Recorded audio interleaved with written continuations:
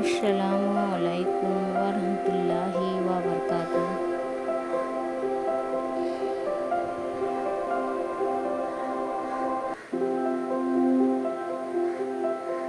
বিসমিল্লাহির রহমানির রহিম। কাইমার রান্নাঘরে আপনাদের স্বাগতম।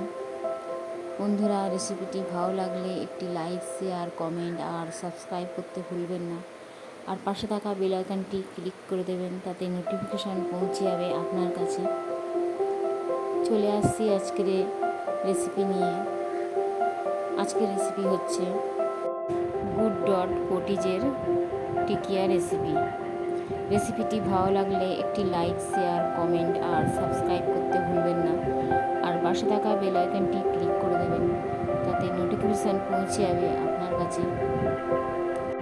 আপনার সামনে প্রস্তুত গুডডটের প্রোটিজ। গুডডট প্রোটিজে 57% প্রোটিন আছে।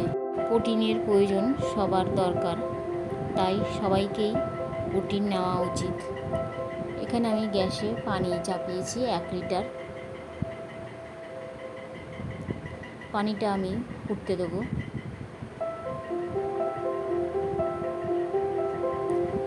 ঢাকা দিয়ে রেখে দিয়েছি, পানি ফুটে গেছে।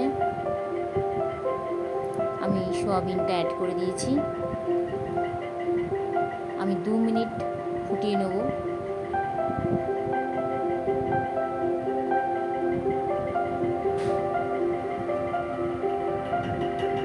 ভালো করে নাড়াচাড়া করে আমি সেদ্ধ করে নিচ্ছি ঢাকা দিয়ে। 2 মিনিট পর আমি খুললাম। সয়াবিন সেদ্ধ হয়ে গেছে, দেখুন ফুলে ডবল হয়ে গেছে। আমি পানি ঝরিয়ে নেব। ঠান্ডা পানি দিয়ে আমি ধুয়ে নিয়েছি। আমি নিংড়ে ভালো করে মিক্সার জারে নিয়ে নিয়েছি। আমি ব্লেন্ড করে নেব। ব্লেন্ড করা হয়ে গেছে, আমি বোলের মধ্যে নিয়ে নিচ্ছি। আমি এতে নিচ্ছি 1 টিস্পুন আদা রসুন পেস্ট,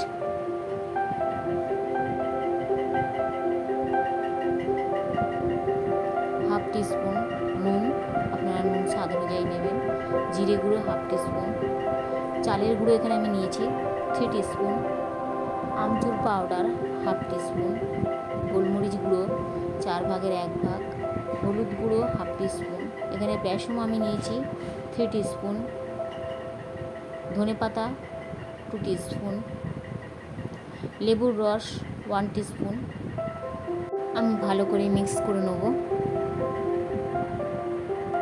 এই প্রোটিজে 4 প্রকার মুখ্য ইনগ্রেডিয়েন্টস আছে। 4 প্রকার হচ্ছে soya isolate protein, organic pea protein, gram flour, oats flour. এর মধ্যে হাই প্রোটিন আছে। এর মধ্যে আরও আছে zinc, copper, vitamin B3, vitamin B12, iron, calcium. ভালো করে মিক্স করা হয়ে গেছে। এবার আমি হাতে নিয়ে ভালো করে গোল গোল করে নিচ্ছি।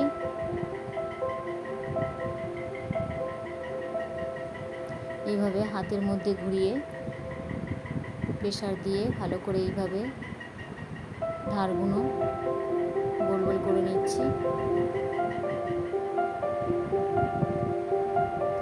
টিকিয়ার আকারে করে নিচ্ছি।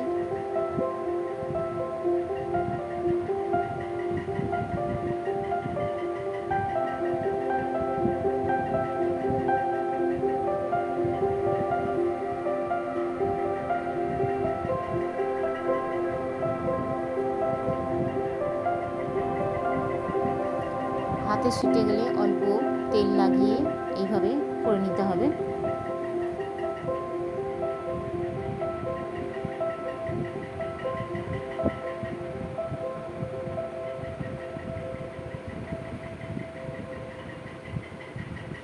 এইভাবে আমি সব করে নেব।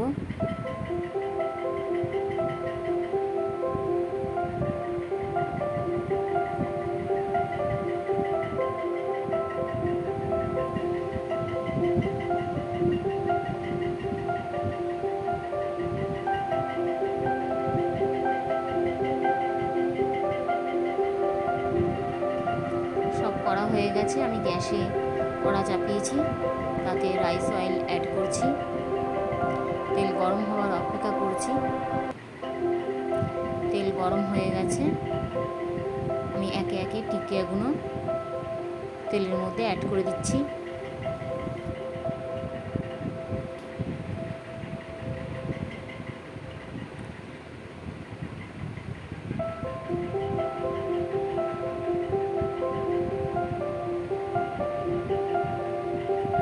আমি লো ফ্লেমে ভেজে নেব।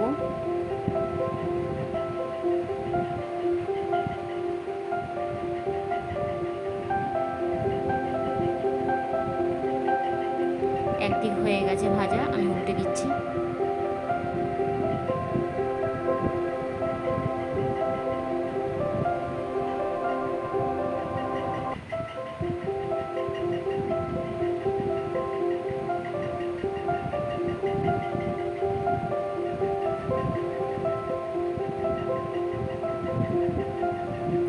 আর একটা আমি অ্যাড করে দিয়েছি ওর মধ্যে। ভাজা হয়ে গেছে, আমি তুলে নিচ্ছি। বন্ধুরা, রেসিপিটি কেমন হয়েছে কমেন্টে জানাবেন। ভালো লাগলে লাইক করবেন, শেয়ার করবেন আর সাবস্ক্রাইব করে দেবেন আমার চ্যানেলটাকে। পাশে থাকা বেল আইকনটি ক্লিক করে দেবেন। এইভাবে আমার সাথে থাকবেন। এই পটিজ খেলে না পেটে চাপ পড়বে, না পকেটে চাপ পড়বে। আপনারা এই পটিজটা ইউজ করতে পারেন। ভিডিওটি পুরোটি দেখার জন্য আপনাদের ধন্যবাদ।